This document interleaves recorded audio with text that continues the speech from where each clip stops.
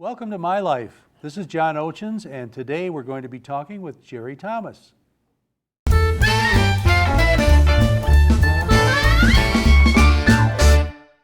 We're back at the Addison Senior Citizen Center, and we're talking with Jerry Thomas. Now, we met Jerry briefly in a previous episode because Jerry's involved with an arts program out here, and we'll get into that a little bit more later on, but I wanted to invite Jerry back to talk more about his life in general as a senior citizen.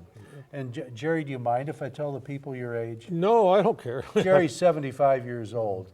I hope when I'm 75 I look as good as Jerry does. Oh, good. Making me red. Yeah, but in any event, Jerry's had a very interesting life with different careers and so forth, and I'd like him to share some of that with us now. Jerry, where were you born?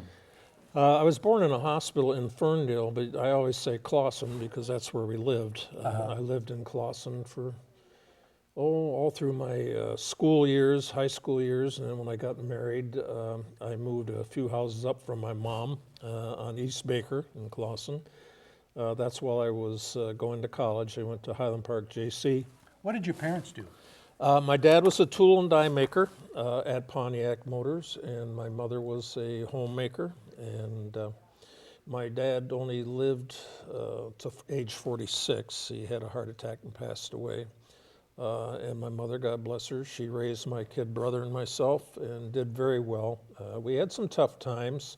So you were how old when your dad passed 16. away? You were 16? You were just a teenager then? Yeah, and my kid brother was 5 years younger than me. And my dad, he was a very special man. He was a very loving person. He was totally dedicated to my mother and to us boys. Anything we'd get involved in, he'd be right there and he'd be right at the top of it. Cub Scouts, Civil Air Patrol. We started in the Boy Scouts, but that was about the time he passed away. And I stayed with the Civil Air Patrol. I joined I was 15 and stayed till I was 22. I got a scholarship at 16 through them and got my pilot's license at 16. I'm thank God I had them because of all the discipline that I learned, military style, and without a father, it helped me. Right. So you got a pilot's license when you were 16. Now, yes. That would have been about what year? Oh, good Lord, 1955, roughly. Okay. Yeah, and I flew until I was about 22, and then we started having a family right after we were married. I was 21 when I got married. What high school did you go to? I went to Clawson High School, my alma mater, and all right. I'm still active right now with the class of 57. We meet about once a month for a dinner together. There's several of them around Oxford. There's Farrell Acton, who is part of the Acton family over there, and I still see her at the meetings. And several of the other ones, and my God, how important these people are to me in my life. It kind of helps you carry through at this age. Wonderful memories, wonderful kids. We all had virtually no competition as kids in high school. We were like a family. There was only 85 in our Clawson High School graduating class in 1957. A lot of love there, heck of a lot of love. Now, were you involved in sports when you were in high school? Only in as far as gymnastics and that. My coach for the gym was Mr. Dunn, who was another mentor in my life. He took 3 or 4 of us and started teaching us boxing. He was Navy Golden Gloves or some darn thing, and after about my 8th lesson with him, I decided he was having marital problems and he was using me for a punching bag. And when I told him he was taking it out on you? He was laughing hysterically when I told him that. But he did bend my nose a little bit, and I decided I don't like pain. And you were too busy flying anyway, right? Well, I just flew as much as I could. I had to go out and make money, cutting lawns and whatever I can do. I started working very young. I got my first real job was with Fintex Clothes in Royal Oak when I was 15. I'd go down there and I worked in will call. I'd take a bus from Clawson after school and go down. And then there was a L&G Hardware in Clawson. I worked there, and at the same time I was working there, I worked for Gordon Service at night till about 10 o'clock, just pumping gas, and sometimes I ran the station at 16 myself. Did the fact that your father had passed away It have a lot helped, to yeah. do with that? Had a lot to do with that. We were doing pretty good financially because my dad had put in an insurance plan that supplemented, and we had some aid from the state, but it's still, for anything we needed, I worked for, and my mother worked for too. She did work for a while outside of the house, but paid most attention to my brother and I. Did any of your dad's tool and die skills rub off on you? I'm mechanically inclined. Are you? Yeah. In my engineering career, which is over 55 years. Let's back up a little. Yep. Did you go off to college right after you got out of high school? I carried mail in Clawson for about 6 months, was trying to get together to get some money. And there was a great little company in Clawson called Allied Research Design, owned by Bill Van Dyke. And I got to know him actually through my mother, because she was working in a little store next door, and she met him and go outside and smoke and talk. And he was looking for apprentice draftsmen. So she said, well, my son loves to draw on that. And he said, well, have him come up and talk to me. He said, God bless him, he hired me and put me in. I didn't know much about drafting. I had a little bit in school.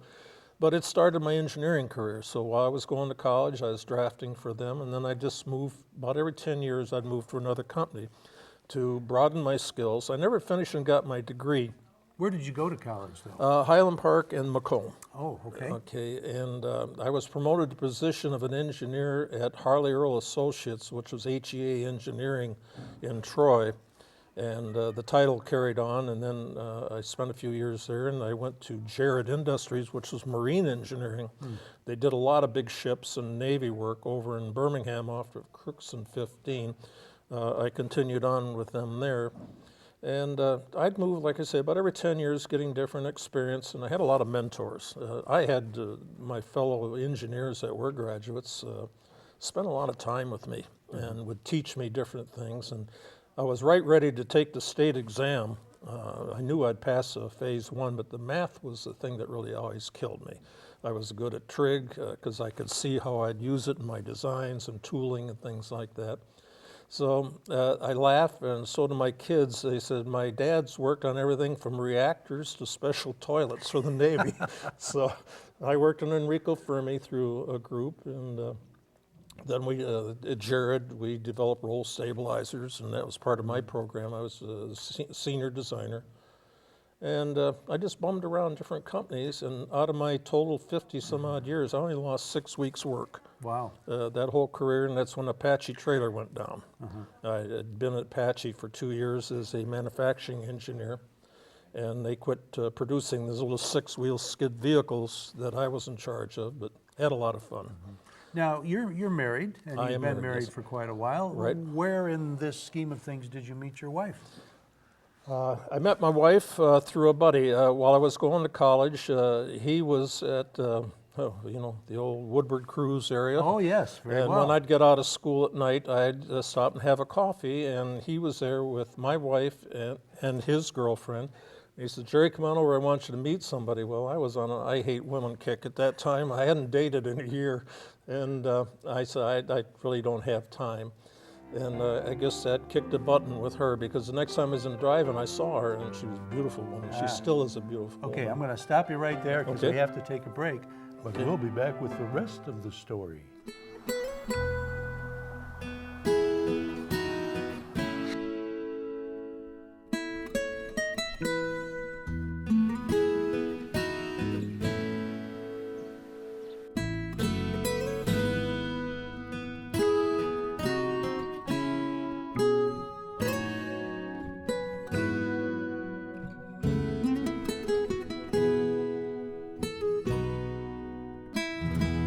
We're talking to Jerry Thomas, and Jerry was just about to tell us how he met his lovely wife. Jerry, why don't you pick up the story? Well, when I left school that night, I pulled in next to them, and before I went to school, I went to Sears and had 4 new tires put on my old '53 Chevy.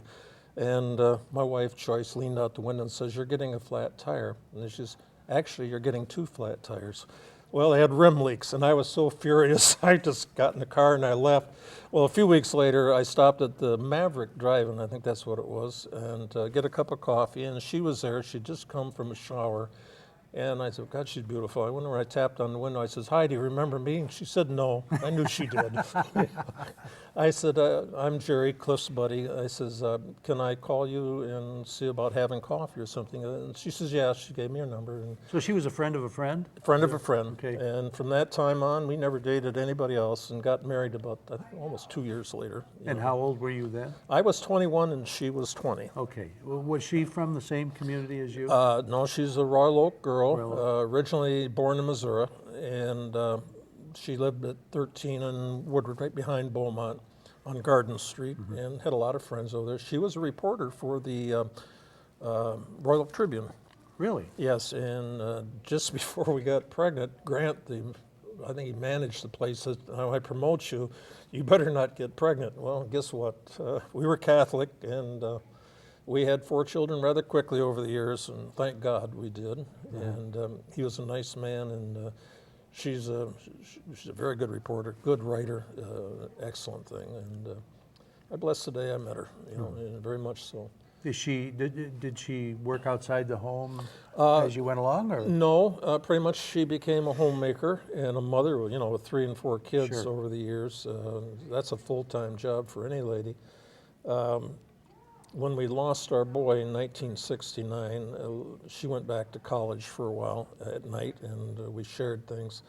And then she did executive taxes for H&R Block in this area. She was very good. She became an enrolled agent, took tests with the government, and she did that for several years. And then, like anything else, you burn out after a while doing Sure. that. And went back to becoming a housewife, and just about that time, I transferred rather quickly from Oxford. We'd only been there for 2 years, and I'd become cub leader over there, and I felt really bad having to leave. But the company says, we want you to go to Cincinnati, and it was a promotion, considerable more money than I was making. And was that the first time that your job forced you to move a great Yes, distance away from home? Yeah, a great distance away. It was tough on my mother because we only had grandkids, and they were her love of her life, and I feel very bad about that to this day. But it was good for the kids. They all got a good education. My oldest boy graduated from Ferris on the money I was able to make. My daughter went through Ohio State in veterinary medicine. Didn't graduate there, but she got a great amount of experience. She's, until recently, has been heavily involved in equestrian. She had her own stables in Dallas, had about 85 horses. Was a partner. She's not an Ohio State fan, though, is she? No, she's a Republican. That's all it took to disown her. Okay, so she's a veterinarian, you say? No, she's not a vet. She was like a specialist. She has Okay. finally got out of the horse part of it and is working as a specialist for a company that makes veterinary medicines. She does all the government write-ups for them. I see. And my youngest boy, he is a computer architect for, I think it's EMC squared or EMC something. He's fantastic with computers. Does he live around here? Yes, he lives in Pontiac, just across the border from Waterford. He is a ex-Marine. He got injured after about 18 months in the Marine Corps in a live fire exercise, which he could no longer be combat ready. It wasn't a real serious injury, but if you can't carry a pack and Right. march in that, they gave him an option. They said, we can give you a desk job for 4 more years. He was in for 6, or we can send you home, put you through school. He said, I'll stay. His commander says, no, you won't. He sent him home, and he went to Oakland Community. And I don't think he finished, but he had quite a bit of experience. And he's just a natural with computers and the big stuff, mainframes. So I'm very proud of all my kids. They're a blessing. I'm a blessed father. I couldn't ask for better children. Never give me any trouble other than their typical teenage pranks and stuff like that. Right. But they're very loving, very giving, and Well, we talked about your son, unless I'm making a mistake, we talked about the son who's in computers. right. We talked about the daughter in Right. Texas, and I know you lost a son, but there Right. was another. Yes, Hal, our oldest and firstborn, he is the chief executive officer of Intercal out of Kalamazoo. It's a division of Kotobuki. They make these rollout stadium seats, and the seating for places like the Astrodome and things like that. He's now been assigned by the president of the company in Japan to coordinate all their activities around the world, Vietnam, the United States, and still run the operation in Kalamazoo.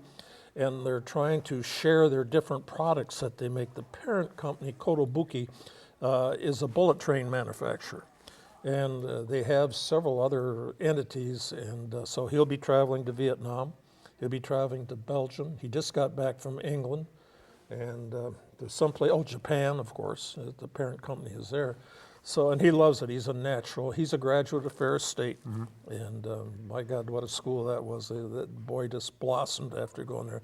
He was in voc ed at Oxford in the automotive group, and he just found his niche in managing people, and he talk about mechanically inclined. This boy inherited it from my father. I know. Is that right? Yeah, he could look at something, tell you how it works, and take it apart and put it back together. Even So he's in Kalamazoo? He's in Portage, which is right outside of Kalamazoo. He's very socially active with the community too. He works with the sheriff's department out there. He helped design and put together their big emergency vehicle they have. He did all the communications for it. And quite often when they have a tragedy or something about to happen, they'll ask him to come out and drive it and set up the communications. He became very good friends with some of the lieutenants in the sheriff's department there. Sounds like he takes after his dad. I don't know about that. Thank God he's a good boy. They all are. Now, you lost a son in a tragic automobile accident. Yeah. Actually, it was with a school bus. And your son was, what, 7 or 8 years old? He was 7 years old. 7 years old. You You made a comment to me earlier that this caused you to get involved in a lot more things with youth. Tell us a little bit about that. Well, I've always been involved in something through my dad's, what's the term to use, pushing me to do things for other people. And very heavily active in the Civil Air Patrol in Clawson as the cadet, and then I stayed as the commandant of cadets in the adult group. And then when I lost, prior to losing Jimmy, I got involved in PTA. I became PTA president, and then they didn't have a Cub Master, so I became Cub Master. I had 85 boys over there. Oh my goodness. And I had more help than I could ever hope to have. The parents were so good and so active. What city were you in when this? And that was in Shelby Township, Shelby Township. 23 in Van Dyke. We planned one major outing every month, everything from going to Selfridge Air Force Base and going through the plains. The commander's had one of his children was one of my boys, and he set it up and take us all through there. And it was good things. And then I was in Little League Baseball. I loved scouting, but then, like I say, when I became Cub Master here in Oxford, I got transferred out so quick I wasn't able to do a good job, and I felt very bad about that. I mean, I was literally asked to transfer in 1 week's time. Right. So I had to leave my family for almost 3 months, and I'd drive home every weekend from Cincinnati back to Oxford. And, it was pretty tough, but it was good for us, the income and everything else, and the experience. So, Okay, we're going to play 20 questions with you. Sure. Well, maybe not quite 20. We'll see how we Okay. do. We got to take a break right now. We'll be right back.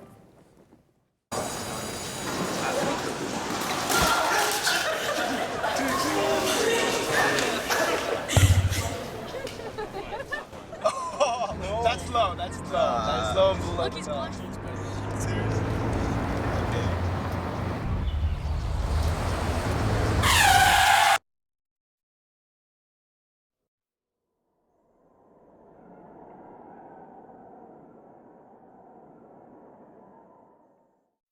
Back here with Jerry Thomas. Okay, Jerry, now there's a few questions I like to ask all of the people that we talk to. So I'm going to try them out on you, okay? Absolutely. All right, question number 1. How did your parents raise you in comparison to the way that kids are raised today? Very free. My dad told me you can come and go as you want as long as you keep reasonable hours, you keep your marks up, and the first time you ever get in trouble, you're grounded. And he didn't use the word grounded, you're in trouble. And I never wanted to make my father ashamed of me or do anything that I shouldn't. My mother was an absolute sweetheart. My dad was my strongest influence. My mother, well, she got me involved in music. My dad played the piano. He had his own band during Prohibition called Dixieland Five. Played the Blind Pigs in Detroit, and my mother played a banjo string guitar and taught me how to play the harmonica at about 12. Did you play another instrument besides the harmonica? Oh, I play a synthesizer. Oh, you do? Yeah, I've got 7 CDs now that I've given several of them around the area. Really? They're amateurish to some degree, but a lot of my music is on my art webpage online, which is wanderingbeararts.com. wanderingbeararts.com. Wandering Bear Arts. Yeah, it's plural. .com. There's music in there. There's poetry. There's paintings. There's everything. So. Ah, well, see, you got to check Jerry out on there. Yeah. Now, were you ever in a band? No. I taught myself to play the synthesizer about 15 years ago. Did you? Yeah, they're a very easy instrument to learn to play. I had played the piano for about 6 weeks as a kid, and the instructor, Mrs. Schlotterbeck, I remember her well. Schlotterbeck. I was about 12. She says, "You're wasting your parents' money." She says, "You're not reading the music, you're playing by ear." And I was. I've always played by ear. Do you have any comments on the way kids seem to be raised today? Have you any observations on that? I had to be a little more careful with my children coming up because of the drugs were not around when I was a kid. If they were, we never saw them. There might have been a little marijuana. We were talked about it in the 8th grade, but never saw it. Biggest sins anybody had in our school there was smoking. Kids today drink probably even less, some of them, than my generation. At 15, 16, 17, alcohol was very prevalent. Yeah. Did you ever go down to Toledo for 3-2 beer? I never did. I didn't have to. I ran with an older crowd. Don't tell anybody about that. Okay. Yeah, that's what they call light now, I think. Right. Second question, how has a woman's role changed over the span of your lifetime? They become more independent, more, how do I say this without making it sound chauvinistic, which I am not. They're better educated now. They didn't become, there was so much talent in these young women, and particularly this class of 57 I was in. A lot of them went on to become teachers and professionals and that, and these women are just absolutely brilliant. Right. And my wife is too. She's got an IQ that would make mine look small, I don't mind telling you. Did she ever get back into reporting after? No, she didn't, and I've always encouraged her because she's got a fantastic vocabulary. She's a reader, reads probably 20 out of 24 hours. The Nook light is on all night long when I wake up, and like I say, she's got a very fantastic background in journalism.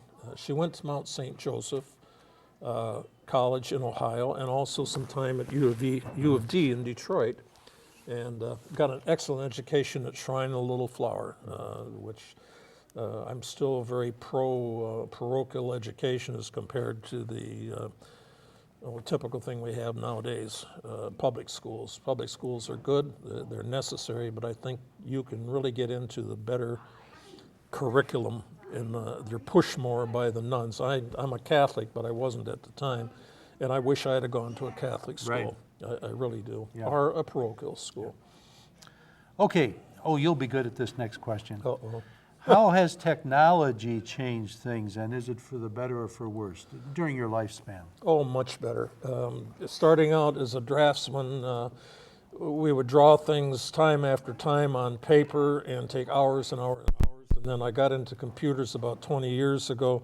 Your initial design was still as time-consuming as doing it with pencil, but then you could take and cut and paste and move and redo designs, and taking the cost way out of a project. I mean, it's absolutely fantastic. The phones, I was in engineering sales for a while, and God, how a cell phone would have helped me traveling between, what was it, not St. Louis, Louisville, West Virginia, Ohio, and I'd be gone about 4 or 5 days at a time and have to look for some place to make a phone call.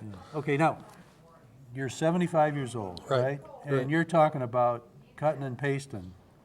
What do you have to say to those other 75-year-olds out there who refuse to touch a computer? Oh, you're missing a joy of a lifetime. Since I got into art, probably 15 years ago, I've got a lot of my art right now shared on Facebook. And I have friends all over the world.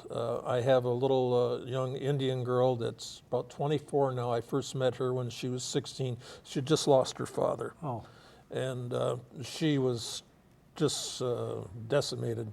And she wanted to become an engineer, so we started talking about engineering. Then she wanted to become an artist, so she's doing both. And make a long story short, I got an email from this morning. She says, I want to come and go to an art institute in Milwaukee. wow. Will you find me the name of one? So I'm looking for that. And I got to thinking, this little gal's used to 100, 110 degree temperature, and she wants to move to Milwaukee. I've got to forewarn her. She's in India right now. She's in India. And how long have you known her on Probably 7 years, 6 to years. 7 years I've been involved. So you've been a mentor to her. I would like to think I have, yeah. And you had something in common about losing a dad? Yes, very much so. And my heart went out to her when I could see her tears through the computer. I could feel it.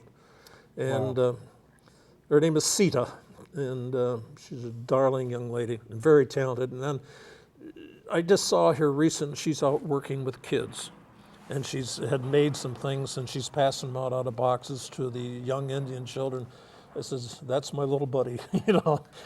Wow, I hope you have an opportunity to meet her. I know you're looking forward I'll to probably that. never get to meet her, but you know, if she gets that close, I'll find some way to Absolutely. get over there. Yep. All right, this is kind of out of your, maybe it's not. You're have such a varied background, but how has food changed during your lifetime, and what is your favorite kind of food? Well, fast food got me bypass surgery. McDonald's can be thanked for that, because when I was on the road, it was breakfast, lunch, and if I didn't have a client for dinner, then it was McDonald's, and I'd get back to home 10, 11 o'clock at night. Right. My favorite food would probably be Yorkshire pudding, which was what my grandmother used to make when I was a kid. I haven't had that in 25 years, but beef roast, I don't know if you know what it is or not. It's a bread pudding. You can see I'm not undernourished. My weight has caused me diabetes. I'm fighting that, and I'm trying to lose it again. I'd lost 60 pounds about 3 years ago on the South Beach diet, and I got off the insulin, and was just down to a small pill, but as soon as the carbs come back, it all came back. Yeah. I'm smart enough to know what to do. I'm just too darn lazy to do it, and I love food. Yeah, So. I know what you're saying. Is there anything, we're kind of running out of time, so I guess we'll have to make this quick, and it's tough. Is there anything that you would go back and do differently in your life? I probably shouldn't say this, but I would have never left the Catholic Church. I would have stayed. With this new Pope, he's making me think I've missed something. And I hope that he is the man he appears to be.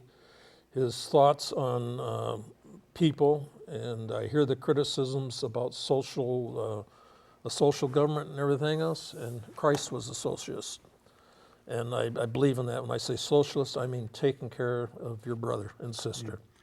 Well, you know, Time Magazine declared him today the Man of the Year. I don't know if you heard that on the news. He should be, yeah. And I'm sure they'd welcome you back, Jerry. I've never heard of them refusing anybody. My last confession, I got embarrassed when he yelled, "You did what with who?" That didn't happen. You need to come out here to the Addison Senior Center and see Jerry Thomas and talk to him about his art program. He's a great fella, as you already know. Thanks for joining us. Thank you for the interview. I appreciate it. You too. Thanks for calling the GED Pep Talk Center. Jerry Stiller speaking. Your level 7 in-your-face pep talk. I can keep pushing. Believe me, I'm good at it. Once you've got your GED diploma, you'll feel so good about yourself. You tell him. Mr. Trejo, can I transfer this guy to you? He needs something a little more. Persuasive. Yes. Whatever motivation you need, we've got a pep talk for you. Get your GED pep talk and find free classes at yourged.org. We've been talking with Jerry Thomas at the Addison Senior Center. Thanks for joining us.